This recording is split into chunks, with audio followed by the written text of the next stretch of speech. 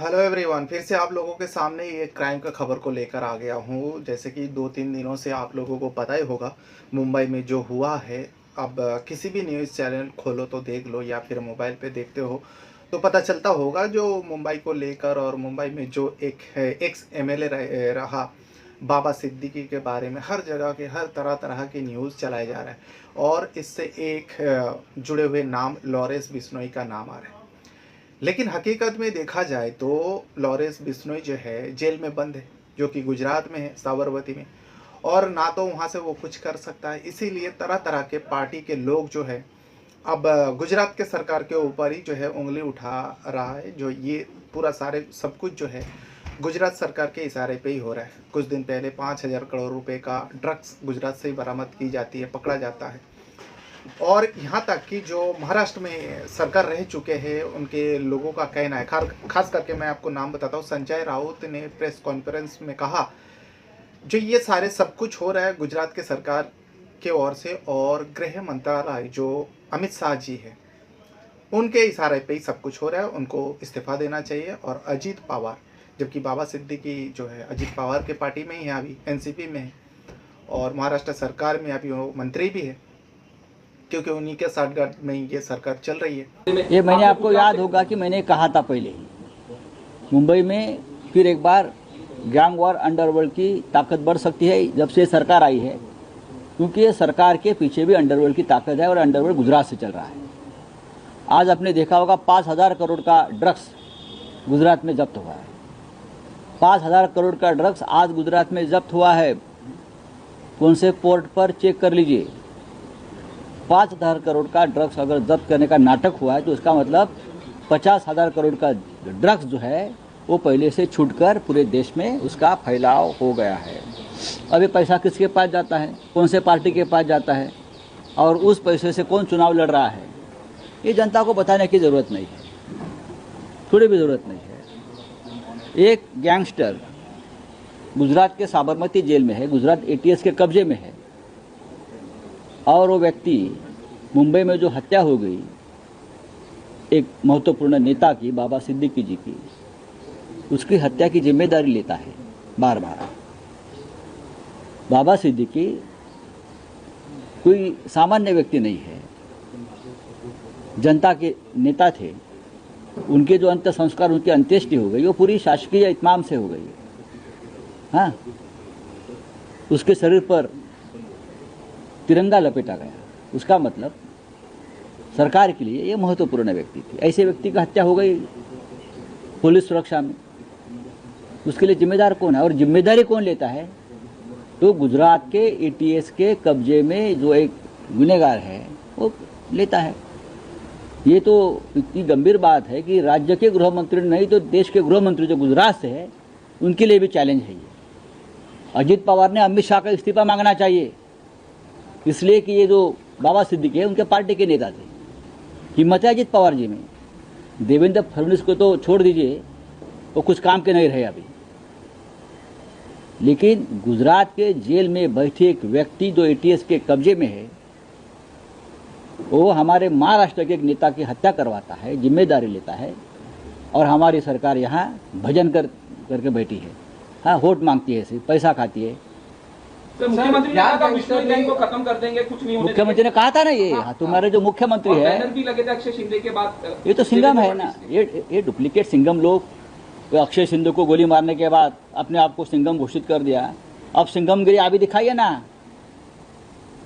वो लड़के को गोली मारा ना, उसके हाथ में हथकड़ी थी, चेहरे पे बुरखा था और गोली मार दी। ये उनकी मर्दानगी है। अगर मर्दानगी दिखानी है तो आप बाबा सिद्दीकी के ऊपर जिसने गोली चलाई, उनके जो सूत्रधार है उनके ऊपर इनकाउंटर कर दीजिए। अगर आपकी हिम्मत है, आप सचमुच मर्द है महाराष्ट्र के, तो दिखाइए। तो संजय राउत का कहना है जो गृह मंत्रालय ने इसीलिए लॉरेंस बिश्नोई को ऐसी पावर दी रखी है जो किसी भी राज्य का पुलिस, किसी भी राज्य का जो क्राइम ब्रांच होता है, लॉरेंस बिश्नोई को उस जेल से बाहर ला ही नहीं सकते, चाहे कितने भी बड़ा मामला हो उसके ऊपर। आपको जानकर हैरानी होगी, पिछले सालों से जब लॉरेंस बिश्नोई ने पंजाब में बंद था, हरियाणा में बंद था। फिर उसके बाद उसने कहा जो मुझे यहाँ जान के खतरा है, जान का खतरा बताकर उसने एक ऐसे कान सिक्योरिटी दी गई गृह मंत्रालय की ओर से, जो लॉरेंस बिश्नोई हो को साबरमती, गुजरात साबरमती जेल में बंद है, और उसके ऊपर ये लागू किया गया जो अगर इसका नाम किसी भी छोटे हो बड़े हो क्राइम से जुड़े हुए लॉरेंस बिश्नोई का नाम आता है तो उस राज्य का, उस शहर का पुलिस लॉरेंस बिश्नोई को ले जाकर यानी साबरमती से लाकर पूछताछ कर ही नहीं सकता। हाँ, अगर ज़रूरत पड़ी, हो सकता है ज़रूरत पड़ी तो उस शहर का, उस राज्य का पुलिस जाकर साबरमती जेल में लॉरेंस बिश्नोई से बातचीत कर सकता है। ये खबर शायद आप लोगों को बहुत सारे कम लोगों ने ही बताया होगा, लेकिन ये गृह मंत्रालय का ऑर्डर है। और चाहे मुंबई के पुलिस और मुंबई के क्राइम ब्रांच हो, कुछ भी कर ले, लेकिन साबरमती जो जेल है वहाँ से लॉरेंस बिश्नोई को ला नहीं सकता, क्योंकि इस मामले को लेकर जो बाबा सिद्दीकी का मौत हुआ, गोली मारकर उनको मारा गया, लॉरेंस बिश्नोई का ही नाम आ रहा है। और आने के पीछे वजह भी है, क्योंकि बाबा सिद्दीकी को बारे में बताया जा रहा है जो बहुत नेक इंसान था, अच्छा आदमी था। मरने के बाद हर कोई तारीफ ही करता है जो अच्छा आदमी था, चला गया, लेकिन बाबा सिद्दीकी भी कोई दूध का धुला हुआ नहीं था।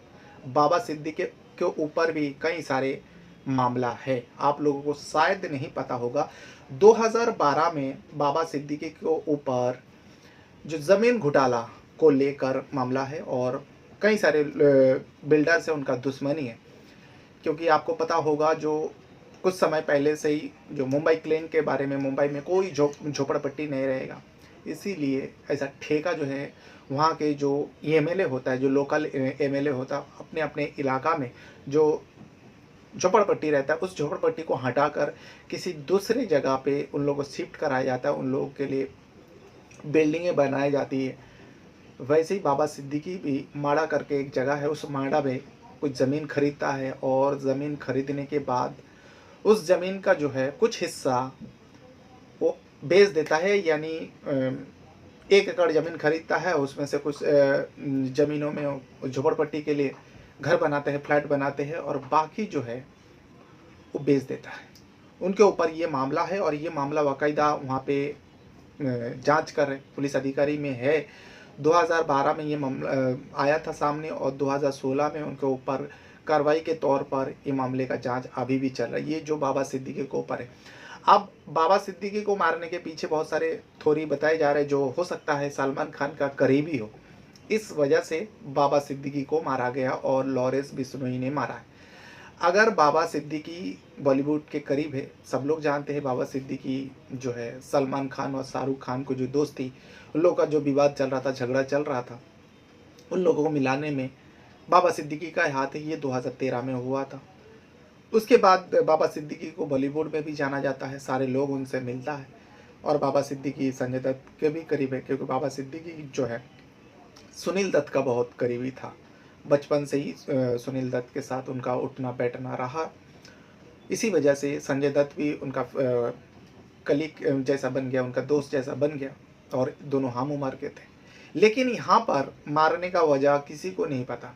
भले ही अलग अलग न्यूज़ चैनल पे अलग अलग खबर दिखाए जा रहे हो, लेकिन बाबा सिद्दीकी को किसने मारा, क्यों मारा, किसी के पास कोई मोटिव नहीं। बस यहाँ तक कि पुलिस को भी जानकारी नहीं।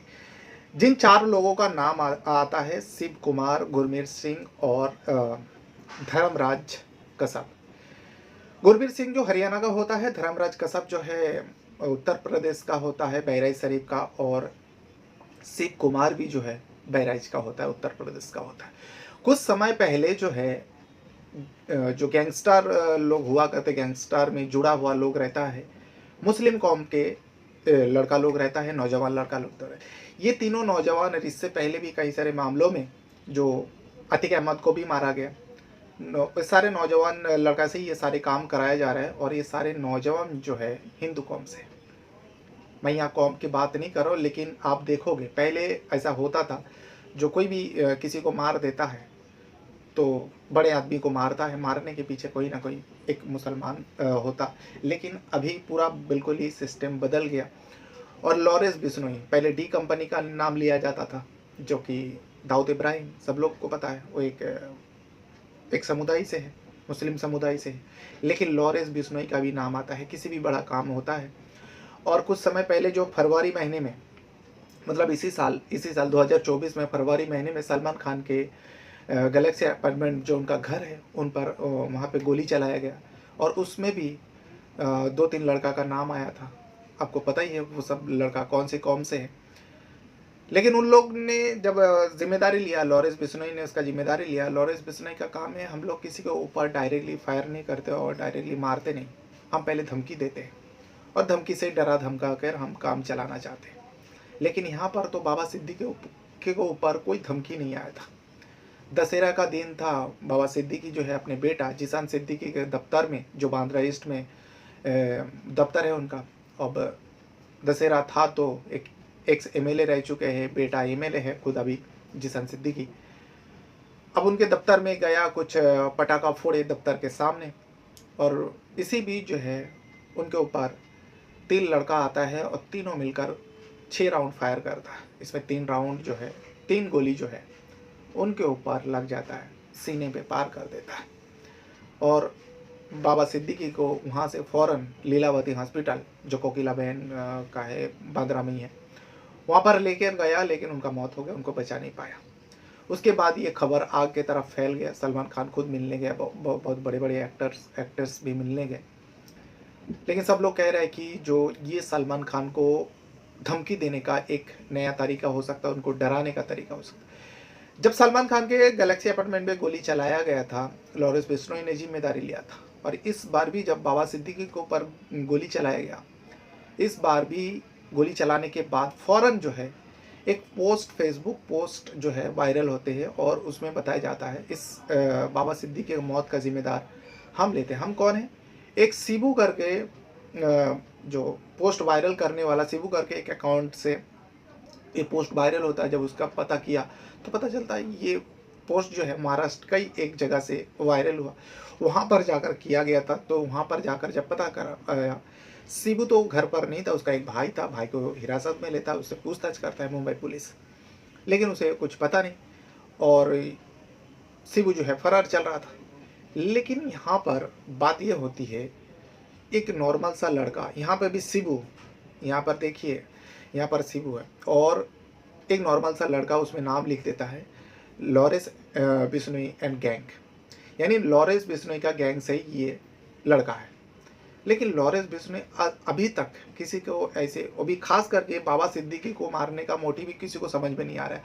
जो बाबा सिद्दीकी को मार कर सलमान खान को क्यों डराया, और सलमान खान को डराने का मतलब क्या है, वो क्या चाहता है मुंबई में? सब लोग कह रहे हैं जो लॉरेंस बिश्नोई जो है मुंबई में कब्जा करना चाहता है, लेकिन यहाँ का जो मुख्यमंत्री है, जब सलमान खान के घर के ऊपर गोली चलाया गया, वो आया था मिलने के लिए, पर्सनली उनके परिवार से मिला, और बाहर आके रिपोर्टर से कहा जो यहाँ पे मुंबई में खास करके अंडरवर्ल्ड हमेशा के लिए ख़त्म कर चुका है, और यहाँ पे कोई अगर ऐसे हरकतें करेगा उसको बख्शा नहीं जाएगा। और उसका कुछ ही महीनों बाद उन्हीं के सरकार में एक मंत्री को, जो एक्स मंत्री रहा और उन्हीं के सरकार से अभी भी जुड़े हुए उनका बेटा जिशान सिद्दीकी का पिता बाबा सिद्दीकी को मार देता है।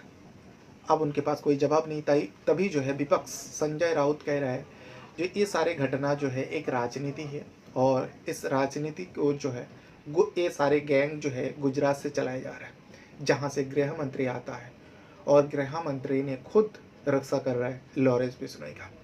बहुत बड़ा उन्होंने बात कहा, और अमित शाह को इस्तीफा देना चाहिए, अजीत पवार जी को कहना चाहिए जो उनको इस्तीफा दे देना चाहिए।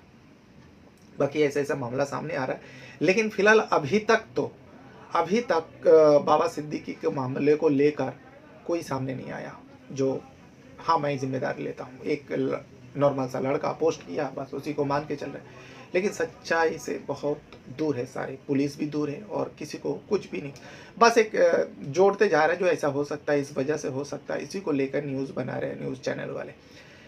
लेकिन जिन 3 लड़का को पकड़ा गया, तीनों लड़का को जो है 50-50 हज़ार रुपये महीने पर दिया जाता था, और वो लोग कुर्ला में एक मकान पर रह रहा, किराए पर मकान पे लेकर रह रहा था, और एक तो हरियाणा से है, 2 उत्तर प्रदेश का बहराइच शरीफ से है। तीनों के बारे में जब कच्चा चिट्ठा निकाला क्योंकि दो को तो पकड़ ही लिया था।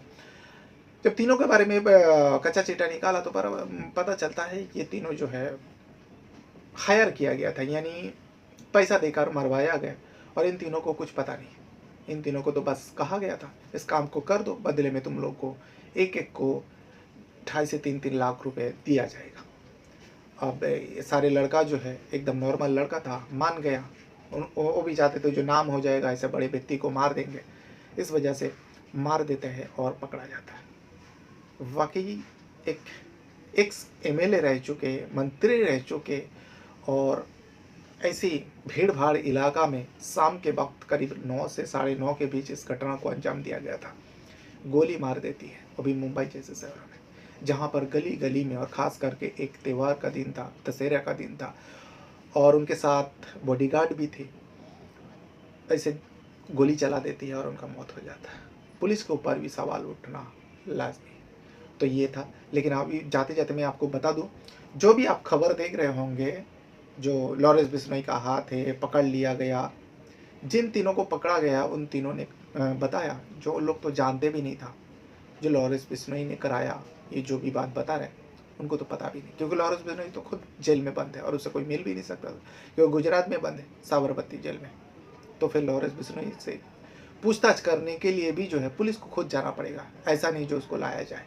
जैसे कुछ दिनों में बहुत हुआ है, एक राज्य से दूसरे राज्य जो दबंग लोगों को लेकर जाया गया और उनका इनकाउंटर कर दिया गया। इस वजह से लॉरेंस बिश्नोई को सेफ्टी के लिए सरकार ने कहा, जो लॉरेंस बिश्नोई जब तक सज़ा कटेगा, जब तक जेल में रहेगा, वो जेल से बाहर नहीं आ सकता। अगर किसी बड़ा क्राइम हो, छोटा क्राइम हो, उससे जुड़े हुए लॉरेंस बिश्नोई का नाम आता है, उससे पूछताछ करना है, तो उस राज्य का, उस शहर का पुलिस को खुद को जाना पड़ेगा, परमिशन लेना पड़ेगा, तब जाकर लॉरेंस बिश्नोई से बात कर सकता है। वाकई सोचने वाली बात है। बहरहाल अपने साथ साथ अपना परिवार का भी बहुत ज़्यादा ख्याल रखिएगा, और इस वीडियो को देखने के लिए आपका बहुत बहुत धन्यवाद करता हूँ। Thank you very much.